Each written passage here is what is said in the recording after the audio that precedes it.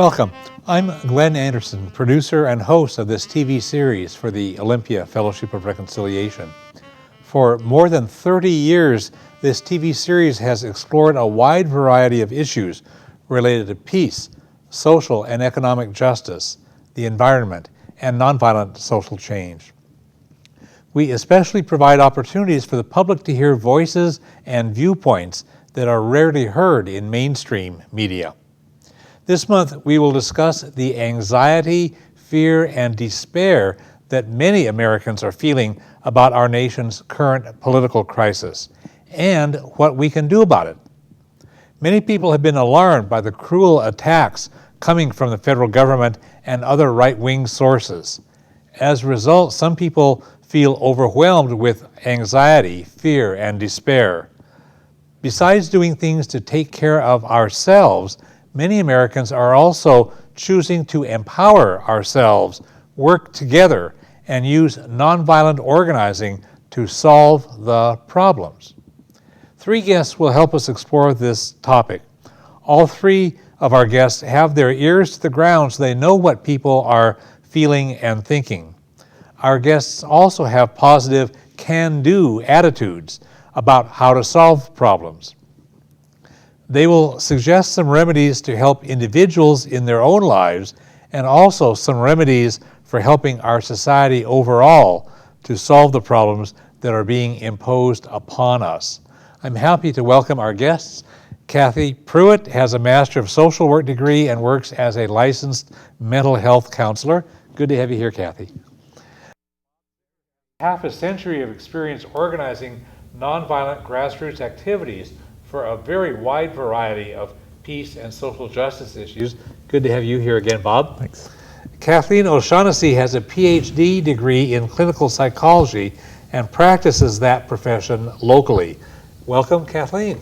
Nice to meet you. We will have a good time despite the heavy topic because I know how you all approach your work, and this is what our country really needs. I want to start with Kathy and Kathleen. Both of you are working in the helping professions. What have your clients been experiencing since the November 2016 election? I noticed immediately the day after that there was quite a bit of dismay. Virtually every client that came in showed fear or dismay. Sometimes it was concern for their own children and what was going to happen for the future. Sometimes it was for those that they saw as vulnerable in our society. At times it was also for themselves. And these are folks that are part of the immigrant, LGBTQ community, where there was outright fear of what does this mean for my life and am I safe in this country? Mm-hmm. And you also had responses. Yes, I think my clients had a similar response to those of Kathy's. Considerable concern, anger, and fear that seemed to be almost leading to immobilization for some of them. I also received 4 calls the day after the election from prospective clients. These were people that I did not know and had not met and had no history with them. And I'm not even sure why they called me or where they got the referral, but they all said that they would like to make an appointment for anxiety and depression. No one mentioned in that over the phone that it had anything to do with Trump, but I couldn't help but assume that it did, since it was a very unusual thing to have 4 people call me that morning that I didn't know. And the clients that I had that were ongoing, some of them were in tears actually, and said one of them wanted to move up her appointment, and they said that they didn't know what they were going to do because they were so shocked by the results. And I think that was true for all of us. We were quite shocked, and we needed to get over our shock and start to move on, and that's what I'm trying to help them do. Yeah, I can imagine people who had trauma from before getting re-triggered. Did you notice that? I mean, that seems like something that would be possible. Very much. We have an administration that has a very startling style, very authoritarian, uses verbiage that is what we think of as all or nothing. Everything's great or everything's awful. And what I found is for folks that had dealt with families that were dealing with not having had a voice when they were younger, having been abused verbally, physically, that this was very re-triggering to feel that the head of our country, like the head of a family, was no longer a safe person to be around. And absolutely there were bad memories, sometimes nightmares. Again, a substantial feeling of a loss of safety in their personal lives, kind of shaken up by this. Yeah, one thing that I've noticed as I talk with folks is that people in my age bracket remember, oh yeah, we dealt with Nixon, and then we dealt with Reagan, 2 bad presidents in a number of ways, but we survived that. And certainly what we're experiencing now is much worse. But younger people who did not do that, I think of as like not having the immunity that those of us who survived. It's like if you get a communicable disease and your body develops the antibodies, now you're immune, you have some immunity. And there are younger people who are more vulnerable because they've not yet been immunized by having survived horrible presidents before. And granted, this one is worse, but it just seems like if we can help people through this current crisis, then they can be more stable and able to handle other things, other shocks in their lives. Those of us who are older and who do remember Nixon and Reagan, quite honestly, I think that a situation with Donald Trump is far worse. For one thing, both Nixon and Reagan were voted in by the Electoral College and the popular vote. Far more people voted for them than in this case, where there's a relatively small percentage of the total number of voters that actually voted for Donald Trump, and he didn't get the popular vote.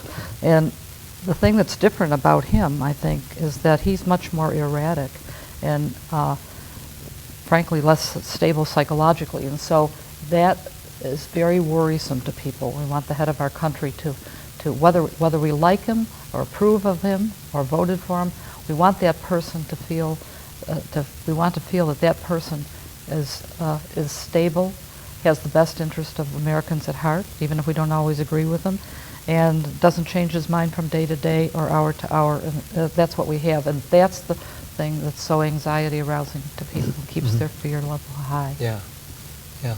When we were on the phone preparing for this interview, each of you two said that you've been helping your clients cope with these current dangers and feelings and traumas, and you each had some good practical things. Can you share some things that that your clients have found helpful from what you've advised? One of the things is that it can feel like much of this information is coming at us very fast, and there were daily reports about new administrators that were being appointed. There was fear around them breaking down some of the agencies that we've become to rely on, the Department of Ecologies, those kinds of organizations, HUD, and that we can choose how much and how we get that information. That can be very helpful to parse out. Instead of watching TV, maybe we read written materials. We don't do it late at night. We do it in the morning where maybe we have a little bit more resilience. All of the things that begin to bring our anxiety down are still very helpful. Taking a walk, yoga, it'll still make us good progressives in the world, but if we can get rid of what we think of as the fight or flight, the anxiety, try to help that calm through the things that we love to do, humor, singing, whatever it is that also renews us in life, that begin to bring down some of those symptoms. Yes, my clients have had quite a good bit of success by limiting their social media time. Many of them watch things like CNN or MSNBC, and I suggested that they don't watch more than an hour of that kind of news at night, and that they don't do it right before bedtime, because a number of them reported symptoms of insomnia, people that had not had insomnia before. So I talk with them about what they thought might work. I make some suggestions, and then I let the clients decide the ones that are most helpful. We know that physical exercise is helpful because it reduces anxiety and depression generally. Yoga, mindfulness meditation, all of these things are helpful. Getting together with friends, but perhaps most significantly is that they need to become active. It's been said that the political is personal, and if there's ever a time that that's true, I think it's now. And people are starting to get that message, and many people who've not been politically active before are becoming more active. One of the things that I saw that I thought was very needed was the Women's March back in January. That was where people felt a sense of community and a sense of resistance and a sense of empowerment. There was some hope that started to grow with that 50,000 people in Olympia marching out from the state capitol. So, I mean, it was that way in which people could take, and even if they were isolated, they could come together, even just for 3 hours. It was still a powerful event. And you're getting at something that's so critical, which is the sense of vulnerability versus empowerment. And I think that day brought up for a lot of people empowerment and the feeling of maybe there is something that I can do, making the personal political. And it's actually very healing as well as a good source of change to be part of those kinds of networks and movements. Right. And we'll be getting more into that sort of thing as this hour progresses, but that's what you suggested, Bob, sort of shifts, it kind of like reframes what's going on. So instead of like I'm a victim, it's like, hey, I'm empowered and I'm going to get out and do some things. On the phone, you had mentioned compassion, for people to have compassion for themselves and compassion for others, understanding why people do what they do rather than think, oh, it's a catastrophe or demonize people or whatever. There's sort of like it seems like there's sort of a coming back from extreme, so people don't just feed into the extremism by going off into one's own extremism and say, oh crap, it's a catastrophe. We probably all heard the news reports about how the website for the Canadian immigration thing crashed from overuse that night or the next day or something, you know. So, well, that's an important piece, I think, is that it's the difference between reacting and responding. You know, we do our best to help clients respond, which means to take a little time, take a few deep breaths, and to actually think about it rather than just kind of have this knee-jerk reaction. And many people had that, and it's understandable. Time has helped it; it's calmed it down a little bit. But Hillary Clinton's comment about deplorables was not a helpful thing. Right. And the people that voted for Trump are not deplorables. We may have difficulty understanding them, but I think it's important for us to understand what their motivation might be, Yeah. and to help other people who are very intolerant of the Trump supporters be a little more tolerant and Right. maybe ask a few more questions. Right. Right 2 days after the November election, on that Thursday evening, we taped our December TV program in this series, and the results have come out differently than what our guests or I had expected, but we did not need to change the interview questions. The title for that episode of our series was Healing from Political Blame, Shame, and Trauma. And there's all kinds of blame and shame and trauma all the way around. And I had guests who are very wise, compassionate, thoughtful people, good with empathy, and they were able to help the viewers understand that even if somebody is on the opposite side of the spectrum from me, I don't need to demonize them. I need to understand their feelings, their fears, whatever. And we need to have some healing in this country and not this endless polarizing. Granted, I very much oppose what's going on, but there are ways of doing things in ways that are helpful rather than ways that demonize and make it impossible for us to solve problems. We need to come together and find ways to solve problems. That's my rant. And the thing is that Trump's power did not come all of a sudden on that one night. His phenomenon is a long-standing pattern of all kinds of things that have been going haywire in this country. This massive disparity between the extremely rich people and everybody else. Long-standing racism, long-standing sexism, long-standing stupidity and corruption of mainstream commercial media that normalized this and played for ratings. And I mean, there's all kinds of dysfunctional political parties. Both of the big ones are wildly dysfunctional, I believe. If we had a functioning democracy, we would not have had this kind of result. So we need to look at the deeper roots. That's kind of my Well, it was a response. powerful wake-up call, I think, for Democrats and for liberals about the things that they had not been listening to for a number of years, that they'd been dismissing or that they'd been minimizing. And I think that's why we were so shocked. We didn't know that so many people felt so disaffected that they could actually cast their vote in this way. And I think that, in a sense, I mean, that's the good part of this election, that it has gotten people's attention. Yeah. People have woken up and are starting to do things differently. And like I said, many more people are being political that haven't been in the past. Yeah. That's a very good result. Yeah. And we're in for some hard times. And I remember something, I heard a speaker some decades ago at an event who had been part of the democracy movement in Chile. And when the Pinochet dictatorship seized power, General Pinochet, and they killed the elected socialist president of Chile, and these guys took power, and it was just a brutal regime. The people in the democracy movement realized that it was unsafe for them to be public in calling for democracy, but part of their work had to be, of course, underground, but a large part of the work was helping each other with mental health. Because if you're really committed to democracy and you're living in this brutal dictatorship in Chile, that wears out people's mental health, and they had to spend a lot of time and effort helping each other stay mentally healthy. And I thought, well, this is job security for you two.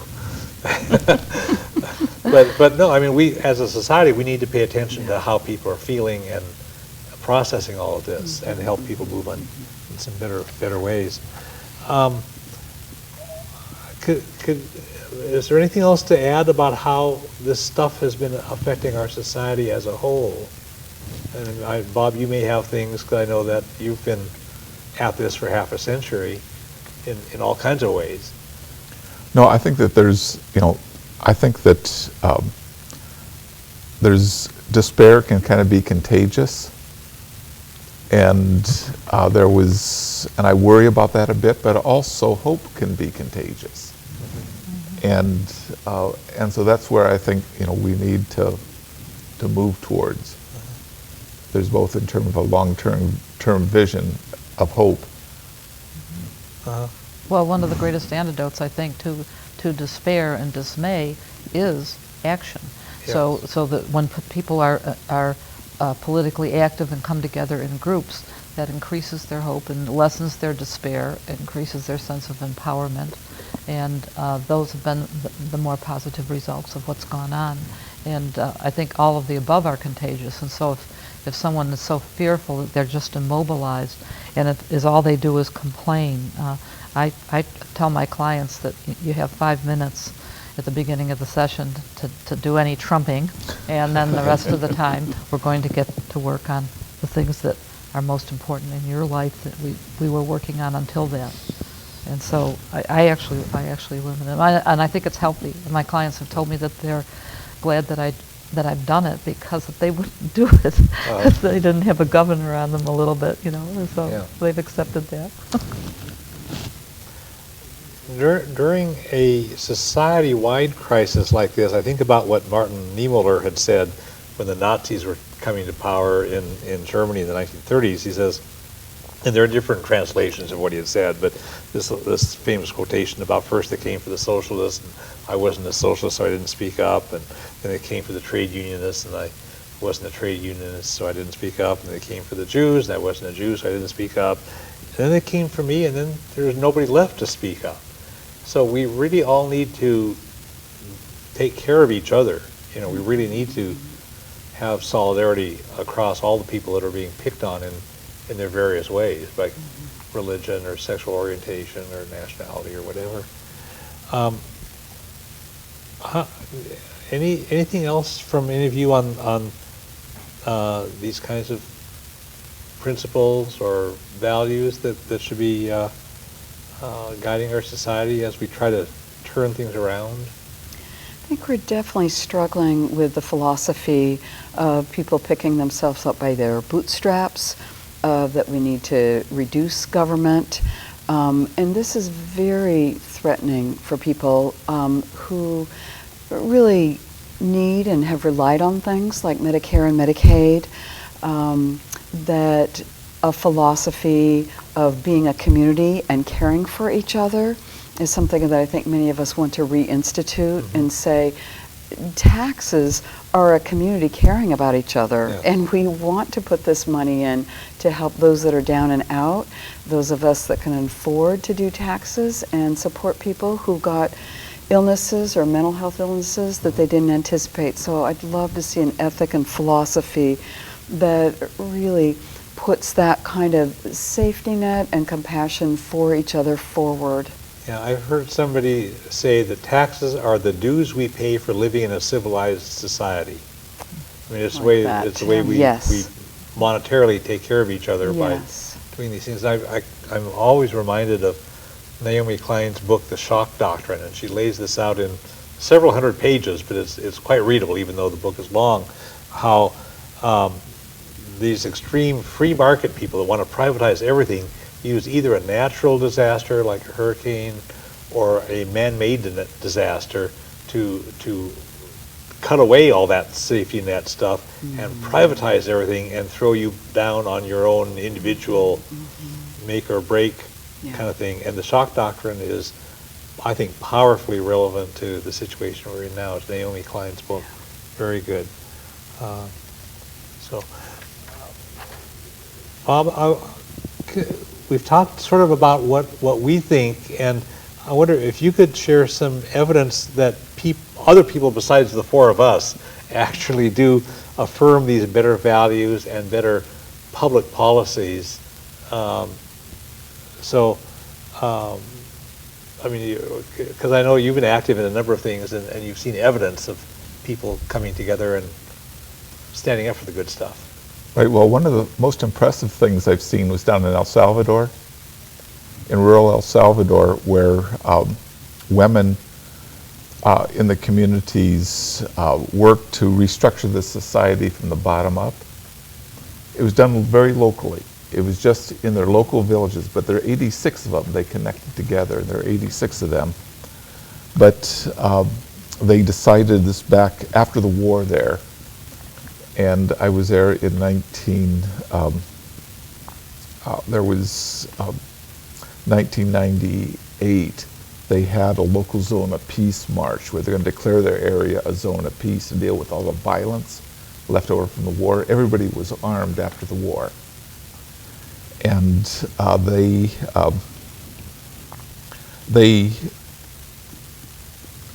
they were able to take and then a march. We went down to take part in the march, and there was so much violence that they hired armed guards for us when we went down for the peace march, and we thought this isn't really what we came for. And they kept working at the problem there. It was everybody had arms after the war, and if a chicken got in somebody else's yard or a pig, it could end up being, a small battle in the neighborhood. So they went and were able to get some conflict resolution trainers in Chicago, Mennonite conflict resolution trainers, to come down. And they put on workshops, and so every week both the teens and the adults met to talk about what was going right for them and their community, what was going wrong, and what could they do better. And within 5 years, the violence was eliminated in the area. People working on, there was estuary restoration projects. There was organic agriculture, farming, and gardening. And they were restructuring the whole society bottom up. And I thought there's no way they could pull this off when I first went there. Everything was working against them. Their government, our government, the international economic order was working against them. But these women knew what was right and what was wrong, and weren't going to settle for what was wrong. It's that persistent resistance. They weren't going to give up what was right. They also focused on some of their cultural and spiritual values. And the other thing that they did that was powerful is they built on small successes. They didn't look at how bad everything was. They looked at what went right, and then they would build upon that. That's a good example, I think, of what's beginning to happen now, which is that people are seeing that it's possible to do something from the bottom up. That there are ways that they can influence government. They can influence it through our local politics and our local representatives. And I think that the model generally has been from the top down. And the U.S. is really a young country when you think about it. We're babies. We don't have the history that Europe has. And so we have this fierce, kind of independent character, the Protestant ethic and spirit of capitalism, where you just pull yourself up by your bootstraps, and this kind of emphasis on this kind of spirit.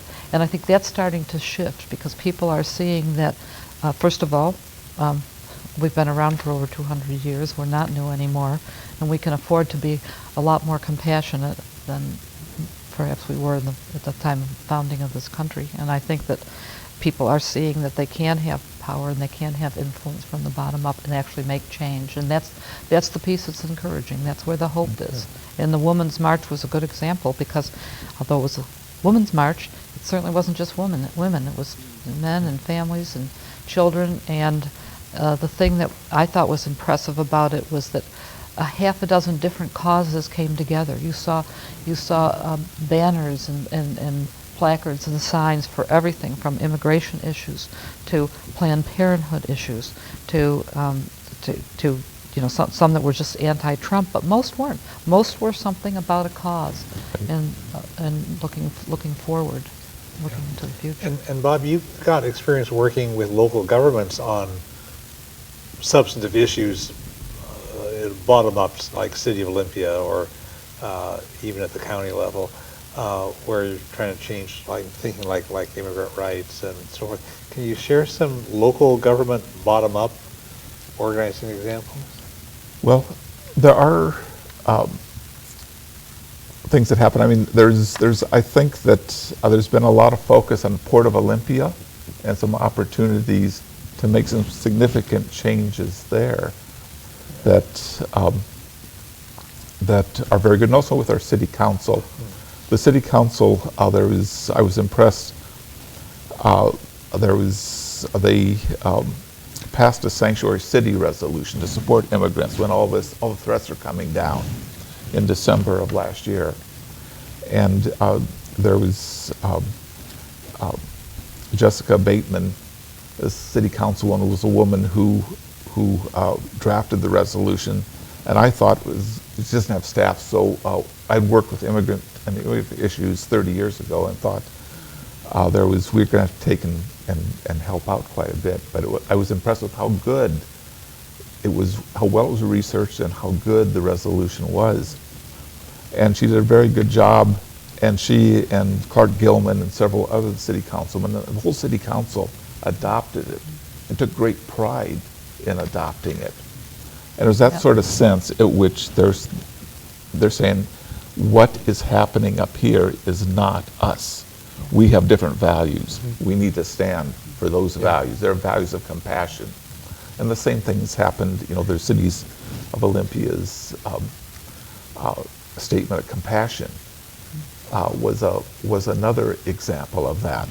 I feel really proud, actually, and pleased to live in Olympia, to see what our city council has been doing right from the beginning. I was at that meeting for the sanctuary cities, testified on that, and it was unanimous. It was a wonderful moment because all the city council people took turns reading a section of this document that was nicely drafted, and it was unanimous. And there were probably 30 people there that were in favor of it, and there were probably a dozen or 15 of us that spoke. Yeah, it's surprising how people seem to be getting that message, and like with Trump's recent attack on transgender people, all kinds of folks, unexpected people, say, hey, don't pick on these folks. I don't know how many transgender people there are. It's probably a very small minority of the total population, but very, very many people and diverse constituencies have said, don't pick on them. So I think people have the realization now that it's like Martin Niemöller's quote, you pick on anybody and you're picking on all of us. And so we all need to stand together. It's very powerful, it seems. One of the things that we'll get into in just a few minutes is about nonviolence as an organizing methodology. And there's this late theologian named Walter Wink who said, active nonviolence is the third way between passivity and counter-violence. So when these assaults started happening after the election, in fact, before the election, some people might have been intimidated into passivity, and there are some people who wanted to rise up with violence or other counterproductive things, but active nonviolence is the third way. And a friend of mine says democracy is 5% voting and 95% grassroots organizing. I think that's what we need to do, is don't count on the official system to save us. We've got to save ourselves if we can get ourselves together. And there's powerful evidence about the effectiveness of nonviolent grassroots organizing from Gene Sharp and Erica Chenoweth and others. And I'll post some information on our website about that, along with the link for watching this program on olympiafor.org. There will be a Word document that summarizes what you all said and has some sources for additional information. What remedies, what methods, or how could we help our whole society or individuals replace the bad stuff with these positive values that we're starting to explore here? We need to empower ourselves and be grounded in better values. What are some ways to do that, Bob, or anybody? If you can focus on those values and have discussion about those values, I've seen that happen in several places, in several communities. There was where there's a discussion of what exactly are our values and how do we promote those. And that's happened in the city of Olympia, and even the Olympia police chiefs challenged the port for not following the local values and principles here. Was that around the fracking Yes. controversy? Uh-huh. Yeah. So, and I think, and there are a number of organizations that have grown up post-election, but also some before. The Climate Solutions Group, quite active and very committed people here.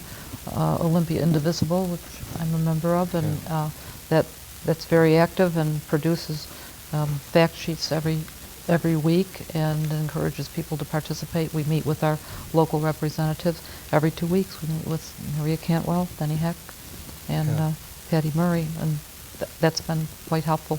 We meet with them to thank them for what they have done and then encourage them to do a little bit more. I don't know if this is accurate, but I've heard that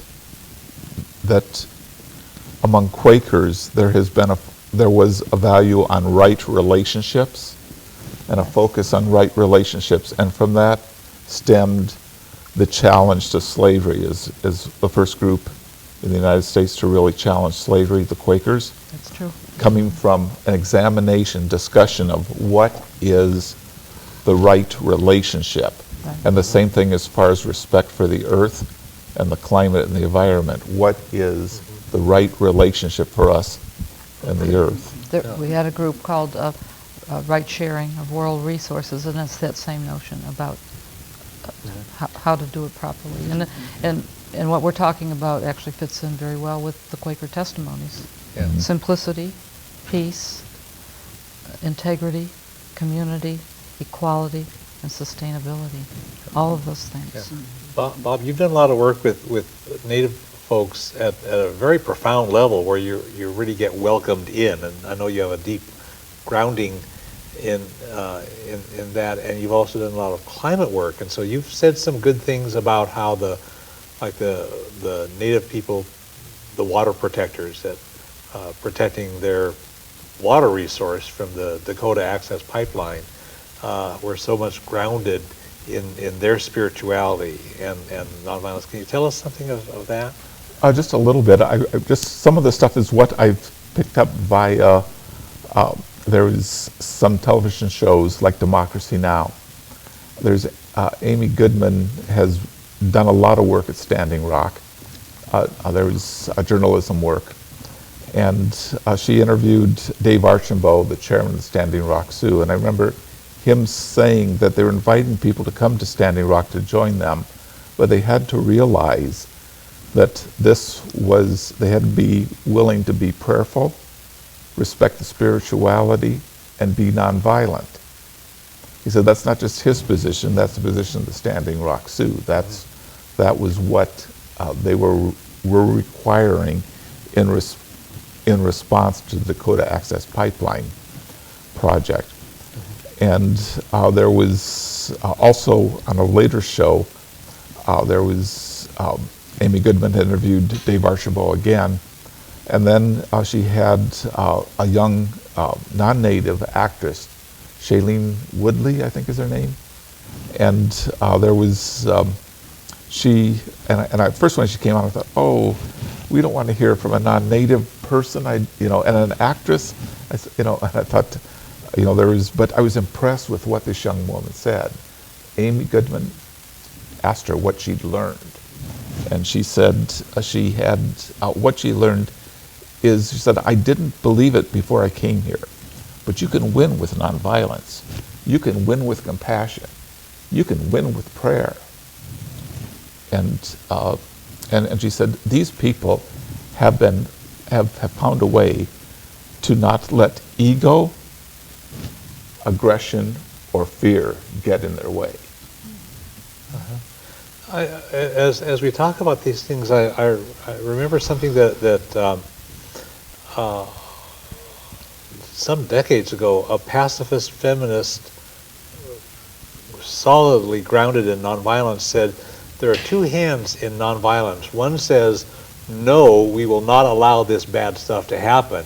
And the other hand makes a gesture that welcomes in and says, let's come together and work together for what we want instead. And so I think it might have been Barbara Deming, it was somebody back decades ago, but two hands of nonviolence. No, we will not allow this, and yes, let's come together and organize for what we want instead. That also happened at Standing Rock, where 500 Native women marched 15 miles to the sheriff's office in a forgiveness march, and to tell them that we forgive you what you've done. If we harmed you in any way, we ask you to forgive us. And it was 500 women, so it was. What are some other basic principles and methods of nonviolent grassroots organizing? I know you've got a lot of grounding in that, and our other guests know something as well. Had you already mentioned about recognizing opportunities when they come along? No, this came from another Native American story that I was told at a spiritual encampment one time. There's a woman who was lighting a fire, and she was trying to light the fire to set off the ceremony. She kept trying to get it, and nothing was happening. And I was thinking, will somebody please give her a lighter or something so as we get this thing going? And I was just talking as she was talking, and so finally she got some dried grass and brought it over, and the whole thing took out. It says, "See, it goes to show that when conditions are right, all it takes is a spark." and I think that's true. Oftentimes, things where movements have been successful that I've seen, the conditions were right. And you can help make the conditions right, but that's. Yeah. Well, and that's some aspect of the strategic approach. So it's not like just a spontaneous. Once in a while there's a spontaneous thing, but very often somebody's been laying the groundwork. So like with Rosa Parks, Exactly. She didn't just like spontaneously say, "Oh, I'm too tired, I'm going to sit down here in the front." She had gone through nonviolence training at the Highlander Center in Tennessee, learned and was very well grounded in nonviolence, and that test case was prepared, and other kinds of things. You need to create the conditions so strategic planning can create the setting for that spark. One of the things that I've heard too be talked about, and I've experienced as well, is hearing people's stories, that can be very powerful, whether the story itself or through music, that we break down the sense of differences, and that we listen deeply to each other's experiences and find the commonalities, and then again find the empowerment between us, how important that is. Another idea was to eat together. Not find people that do feel very different, but just join each other and see if we can find what it is that we do have in common. We have more in common than not. And then certainly education is so important. And you mentioned the transgender issue is so big, and it's one of those very frightening groups right now that feels very targeted, as well as immigrants, people of color, and being able to, as you say, these are issues right now that are really frightening and are also opportunities, those for us to listen deeply to those experiences and organize around and invite a unity around, rather than allowing people to be in isolation and to be frightful. Yeah, the stories are really more compelling than like a whole fact sheet. I spend half my life writing fact sheets about things, but somebody can come along and they have a story because they lived in a refugee camp, or they were on death row even though they were innocent, or whatever their story is, they tell the story, and that's memorable, more so than the facts. And partly because they can convey it in a very human term. This was my first-hand experience. This is what happened to me, and then that's memorable. That's more powerful than all the statistics you can give. Yeah. No matter how, no matter how convincing the numbers are. Yeah. One or two good stories is what will get people's attention and increase their donations to causes and that type of thing. Yeah. Look at how often they use case studies in a fundraising letter. Yep. Here's Lydia from Ethiopia and what happened to her. Blah blah blah blah blah. Won't you donate now? For sure. So there's when we're doing sanctuary for Central American refugees for a family from El Salvador here back in the 1980s. We went up to the memorial resolution for the state capitol, and a 13-year-old woman gave her story of her family, and there was not a dry eye in the room, and there wasn't even a Republican vote against the resolution coming out of that committee. So it was stories are powerful. Yeah. So based on like what you said, there's power in what are referred to as affinity groups, small numbers of people who meet together periodically over some period of time, some length of time, and they develop a trust relationship, so then they can go out and carry on some meaningful nonviolent resistance action. But they've been having meals together, and they've been sharing their values and stuff, so they're well grounded with each other as well as grounded in the nonviolent principles. In this era of microwave and Twitter and all these instantaneous things, we need to have these long-term, this relationship building. You mentioned some things that took place over a number of years. In El Salvador, it took them years to turn around the violence issue and stuff. So we need to not think that we can just get an immediate answer. You know, this stuff needs some time and efforts. You used the term persistent resistance earlier in this conversation, and there's I don't know if it was a Brazilian or a Spanish translation that was their guiding principle in the nonviolence movement in either Brazil or some other part of Latin America. I don't remember which one it was. Other insights any of you might have or recommendations for our national political context to help us as a society resist the bad stuff and move ahead. So we've got to do this individually, what we can do, but also as a society, what insights or recommendations could you offer about how to say no to the bad stuff and help us move ahead? Anything beyond? Well, I think we certainly need to start with hope.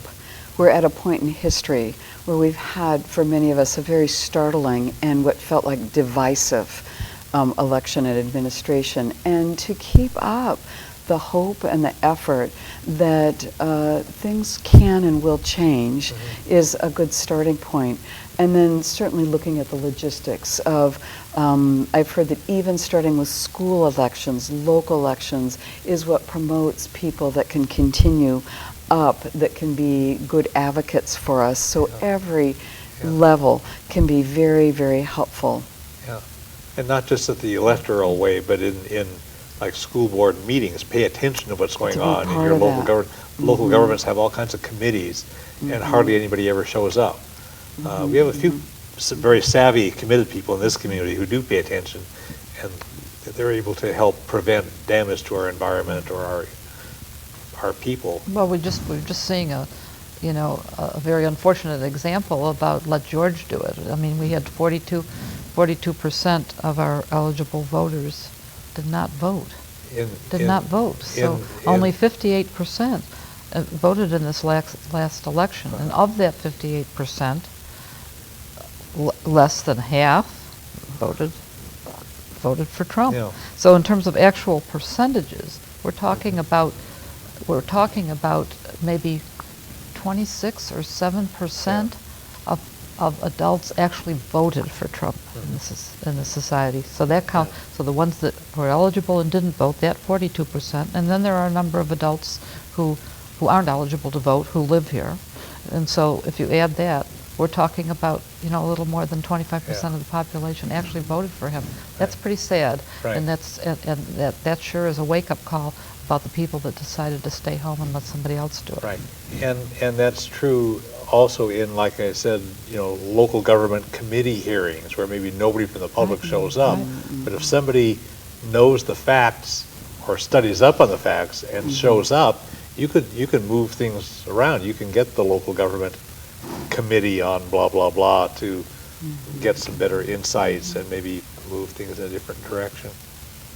I think it's important to have a long-term vision of hope, like Martin Luther King had. Like he said, the arc of the universe is long, but it bends towards justice. Yeah. That's, and he was fairly young when he said that. I mean, some of us have experienced that we can live through some of these bad times. Yeah.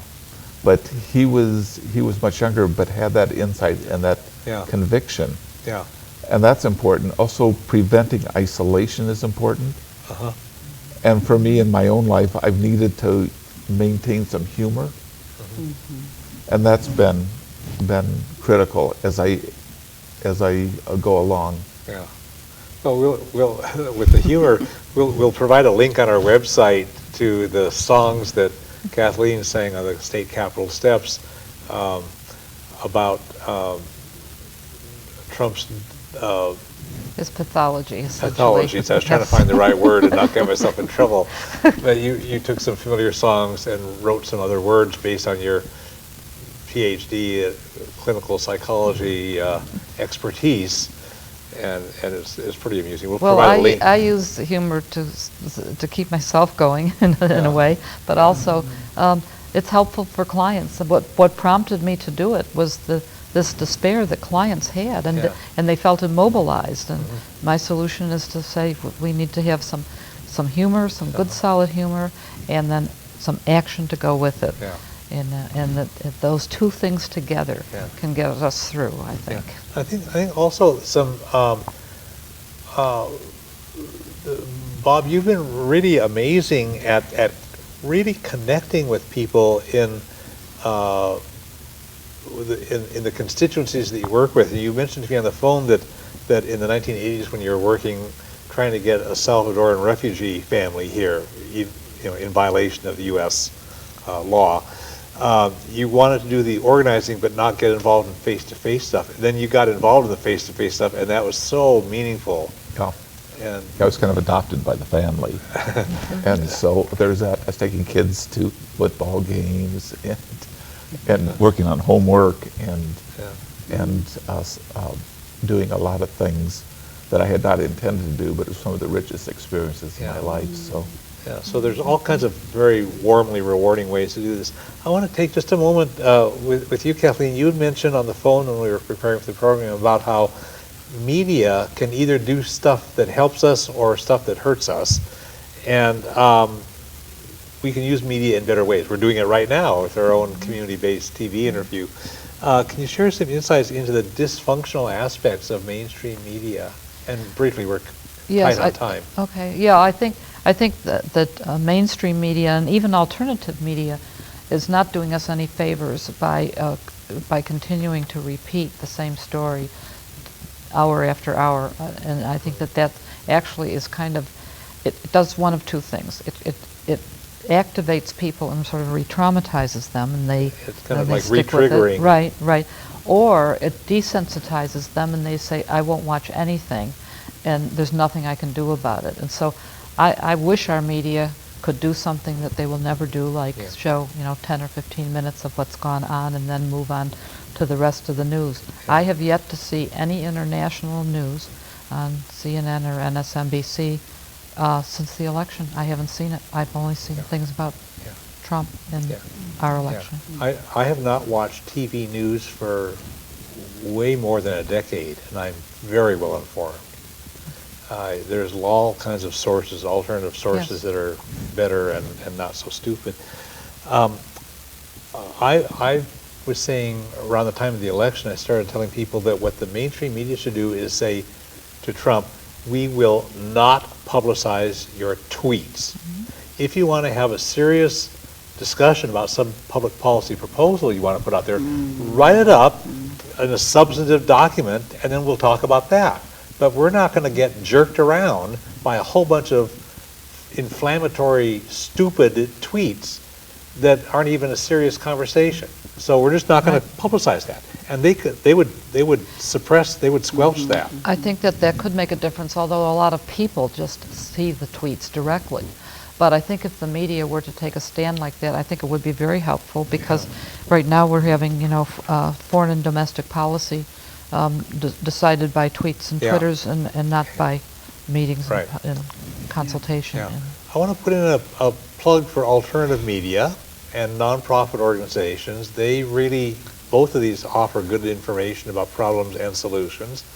And so I want to just mention a couple of options and then move on to closing.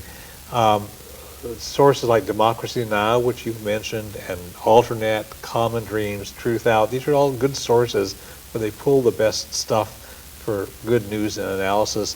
There's an effort called Campaign Nonviolence, and they work on promoting nonviolent activities throughout the country. They're proposing a number of ways to turn things around, starting in September 2017 and running through the November 2018 election. And to learn about Campaign Nonviolence, visit www.paceebene.org. That's PACEEBENE.org. And we'll have all this on our website at the end. I'll tell you how to find that. The nonviolence part of www.olympiafor.org has a lot of good resources and information. Some of our TV programs, starting with the December one that I mentioned about healing from political blame, shame, and trauma, are relevant to what we're talking about. You can visit www.olympiafor.org, click TV programs, and scroll down to several recent programs that have dealt with the kinds of things we're talking about. And at the same website, I'll post a lot more information sources than we have time to mention here, and including in the summary of this September 17 program, I'll include the link to your songs on the state capitol. So we will give people access to that. I want to thank Kathy Pruitt and Bob Zeigler and Kathleen O'Shaughnessy. I want to thank the people who've been watching. We have a very serious crisis going on in our country that endangers human beings, our environment and climate, and it endangers our world's peace. We need to recognize the problems, and instead of letting the problems overwhelm us, we need to take good care of ourselves, and we also need to empower ourselves and join with others to solve those problems. The remedies include nonviolent grassroots organizing. So in contrast to the various abuses being heaped upon us, I really do believe that most Americans actually have better values deep down. Millions of us can join together to work for compassion, fairness, honest government, sustainability, and peace. To build this new future, we have to organize strategically savvy, nonviolent, grassroots movements. Nonviolence is bigger and bolder in vision and in methodology than anything in politics as usual. So now's the time to ground ourselves in our best values, study the theory and practical uses of nonviolence, inform and empower large numbers of ordinary people to come together and use strategic nonviolence to solve local and national problems. You can get information about a wide variety of issues related to peace, social justice, and nonviolence by contacting the Olympia Fellowship of Reconciliation at 360-491-9093 or www.olympiafor.org. We are all one human family. We all share one planet. We can create a better world, but we all have to work at it. And the world needs exactly what you have to offer. Thanks.